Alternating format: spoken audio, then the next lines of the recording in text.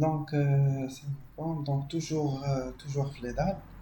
Donc on commence, on va voir dans cette vidéo les porte-à-faux, d'accord? Donc en fait on a déjà fait une petite introduction en fait au niveau des planchers ordi et la combinaison porte-à-faux contrepoids ordi, d'accord?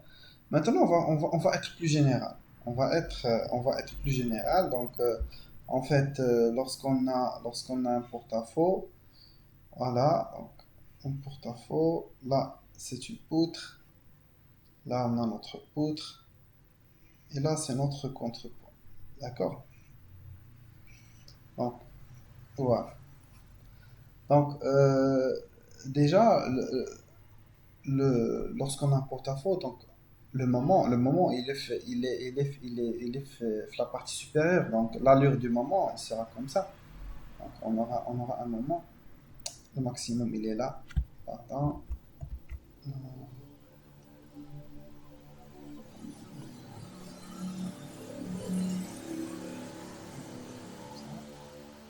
Là, c'est le moment, le max, et ça descend.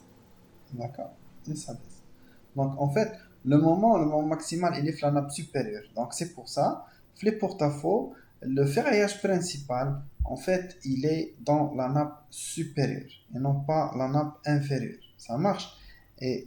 Donc, voilà. Et le ferraillage qui travaille, c'est le ferraillage longitudinal et non pas les points. Les points, c'est en général du HA8.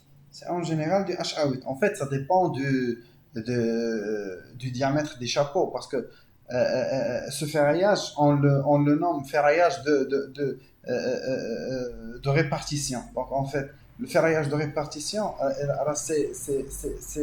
c'est le un quart du ferraillage principal.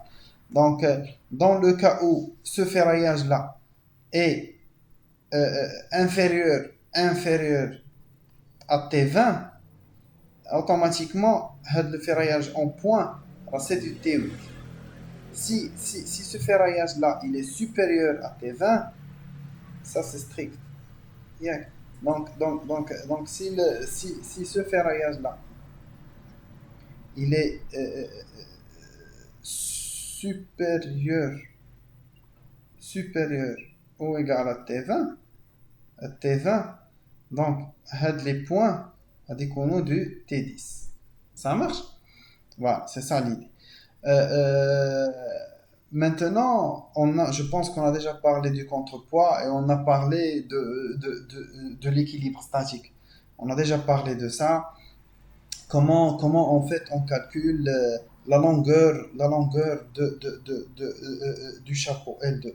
Donc, si on a notre L1 et notre porte-à-faux fait une épaisseur E1. Donc le contrepoids, il va faire une épaisseur E2. Voilà, donc on a dit qu'il faut avoir un équilibre statique entre le porte-à-faux et le contrepoids pour éviter de la torsion au niveau de la poutre. D'accord? Donc, et on a dit qu'il faut vérifier que L1 fois E1 égale E2 fois L2. Bon. Donc pour avoir plus ou moins... En fait, les bureaux d'études ne vont pas travailler avec cette méthode. En général, les bureaux d'études, ils font le 1 sur 2, le 1,2. Ils multiplient L1, la longueur du porte-à-faux, par 1,2, 1,3, 1,5 pour, euh, pour avoir le contrepoids. Mais je vous montre la méthode théorique. Voilà comment normalement on doit faire. Maintenant, comment on va faire réellement, là, en général, là, le minimum, le minimum, c'est la longueur du contrepoids doit être supérieure ou égale à la longueur du porte-à-faux. Ça, c'est le minimum. D'accord? Voilà, donc, maintenant, il y a un point que la majorité des gens oublient. En fait, si vous avez un porte-à-faux, c'est important, surtout les zones sismiques. Surtout dans les zones sismiques, c'est important d'avoir une nappe inférieure. C'est important d'avoir une nappe inférieure, en général, c'est du quadrillage, c'est du quadrillage du T8. Espacement, le même espacement supérieur. D'accord? C'est le même espacement supérieur. C'est important d'avoir cette nappe. D'accord? Donc, la raison de cette nappe, elle est simple. En fait, imaginez lors d'un séisme. Lors d'un séisme, le porte-à-faux, en fait, il va commencer à bouger de haut en bas. D'accord? Il va commencer à balancer. Il monte et il descend, il monte et il descend. D'accord? Donc, faites le mouvement, dans ce mouvement-là, sûr et certain, lors de ce mouvement, le porte-à-faux, il va se fissurer ici. Sûr et certain. D'accord? Donc le porte-à-faux, il va commencer à monter et descendre. Donc, d'où la raison d'y être ce ferraillage-là. Ce ferraillage-là, il va tenir à de la zone heavy pour ne pas avoir cette fissure-là. Donc, pour éviter cette fissure, la zone supérieure, on a le ferraillage. Donc, en général, on n'aura pas le début de la fissuration, ne va pas commencer de là. Mais si la nappe inférieure il n'est pas ferraillé, automatiquement la fissure va démarrer de là et elle va monter. Ça marche. Donc la présence d'une nappe inférieure, elle est importante dans les zones sismiques et dans les grands projets de façon générale. Ça marche. Donc, c'est son rôle. Très bien. Donc, on a dit que c'est seulement des rappels. Donc, on a dit que E1, en général, c'est L1 sur 10. D'accord? Donc, pour calculer l'épaisseur du porte-à-faux, en général, c'est la portée sur 10. D'accord? Plus ou moins. Ça marche. Donc, plus ou moins, c'est ça. C'est la règle. Voilà. Normalement, le BAEL ne traite pas les porte-à-faux qui dépassent 2 mètres de portée. D'accord? Donc, si on dépasse les 2 mètres en portée, on reste plus flaneur du BAE. Voilà, donc on va traiter. On travaille dans ce cas avec des courbes, etc. On va voir la démarche. Mais il y a des bureaux de contrôle qui interdit des porte-à-faux et des consoles qui dépassent les 2 mètres, ou bien ils valident les plans en mentionnant que le bureau de contrôle n'est pas responsable de la flèche à long terme. La flèche à court terme, oui, parce nous allons faire les calculs, mais à long terme, ils ne prennent pas la responsabilité. Voilà. Donc, c'est la méthode de prédimensionnement. D'accord? Maintenant, comment je fais réellement pour calculer un porte-à-faux? Donc, soi-disant, on a un porte-à-faux. On prend un exemple de porte-à-faux. D'accord?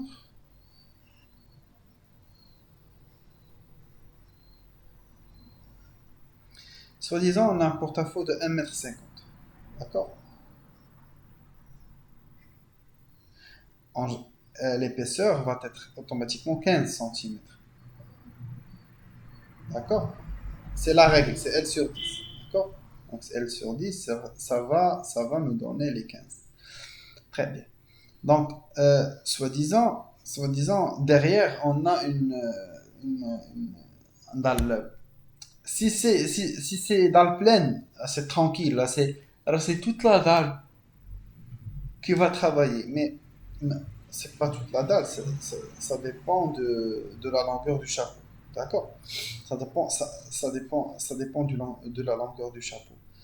Donc voilà. Donc, pour faire l'exemple, qu'est-ce qu'on va faire? On va prévoir par exemple ici une dalle pleine. D'accord? On reste les dalles pleines parce qu'on a déjà fait l'exemple des dalles ordi, la transmission. On dit par exemple 20 cm. D'accord? De dalle pleine.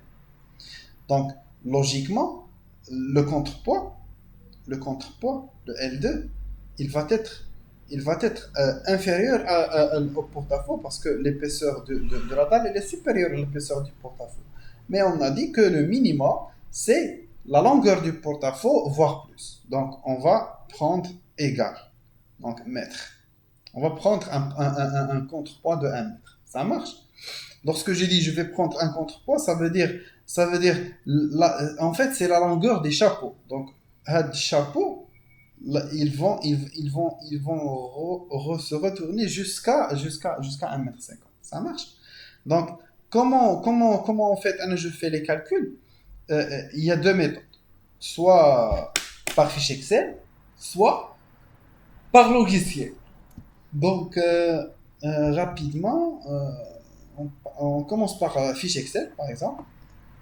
J'ai deux fichiers Excel, dalle console, d'accord, qu'on appelle dalle console, avec sa flèche. Dommage, ces feuilles ne sont pas combinées. C'est pas le même cas que pour les dalles pleines. Et donc, je vais taper manuellement. Donc, je tape tout ce qui est en jaune. Donc, voilà. Ici, c'est la portée. C'est 1 mètre, la portée dit le porte-à-faux. Donc, c'est 1 mètre 50. Ça, c'est la hauteur. Donc, on a noté 15. Ça, c'est G et ça, c'est Q. Donc, en général, la charge permanente, en fait, ça dépend. Euh, on a dit que, en général, le G, le G,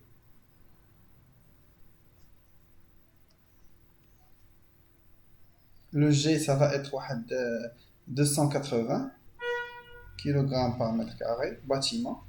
Et Q, attention, les porte-à-faux, c'est pas comme l'habitation. Euh, euh, euh, cette dalle-là, si ce projet-là, c'est un bâtiment d'habitation, cette dalle, elle va recevoir 150 kg par mètre carré. Mais le porte-à-faux, non. Le porte-à-faux, c'est 350. D'accord? La charge au porte-à-faux, c'est 350 comme charge d'exploitation. Ça c'est défini par la norme. D'accord? Donc, on va revenir ici. Vous allez trouver. Ici, c'est 350. Et pour la charge permanente, on a dit c'est 280. Voilà, et automatiquement on calcule le moment. Le moment il est calculé et le ferraillage. D'après le ferraillage, ça c'est le ferraillage principal et ça c'est le ferraillage de répartition. D'après le ferraillage, je comprends que l'épaisseur de.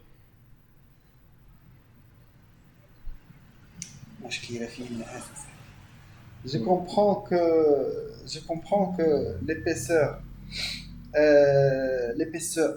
de porte-à-faux, elle est plus ou moins à l'aise, elle est surdimensionnée parce que 3,24 c'est rien. 3,24 H8. Ah, c'est que du H8. D'accord? Donc, je comprends que cette hauteur-là, elle est très suffisante. Donc, je pense que c'est pas la peine de vérifier la flèche, mais quand même, je vais la vérifier. Donc, pour vérifier la flèche, ici, on entre les épaisseurs. Par exemple, ici, on a 15. G, on a 0,29 et Q, on a 0,35. Voilà. Ici, donc, les informations sont générées automatiquement d'après ces mentions. On entre le L. Le L, normalement c'est 1,5. Et A, c'est le ferraillage. C'est le ferraillage qu'on va adopter pour le plancher. Donc ici, on a 3,24. Mais je ne vais pas donner 3. En général, on dit 3,5 mètres. 3,5 c'est HA8 espacement 15. Ça, c'est l'épaisseur. Donc ça, c'est 15. Je dois mentionner que ça égale ça. Voilà. Donc, on a. On aura toujours une continuité. Pardon. Donc, en fait, cette feuille-là de vérification de flèche, c'est la même feuille avec laquelle je vérifie les dalles avec le dalle un sens. C'est les dalles pleines un sens. Mais là, en fait, au lieu de cliquer sur deux appuis, je vais cliquer sur console. Ici. Je vais cliquer sur console pour vérifier la flèche. Ça marche. Donc c'est clair que la flèche, ça passe. Oui, la flèche, ça passe. Mais je ne vais pas donner du HA8. Je vais pas donner de HA8 pour un porte-à-faux de 1,5 m. Minimum, je vais donner de HA12. D'accord? Voire même HA14. Parce que, attention, là, les porte-à-faux, ça fléchit. Les porte-à-faux, ça bouge, ça fléchit. Et si le porte-à-faux est fléchi, c'est un problème. D'accord? Donc, le minimum de ferraillage, c'est HA12. Essayez le maximum possible de surdimensionner le ferraillage des porte-à-faux pour éviter les surprises. D'accord? Donc voilà. Donc c'est la première méthode. Deuxième méthode, en fait, je prends une poutre, par exemple. Je prends une poutre, d'accord? Et console, voilà. Je prends ma console qui fait 1,5 m.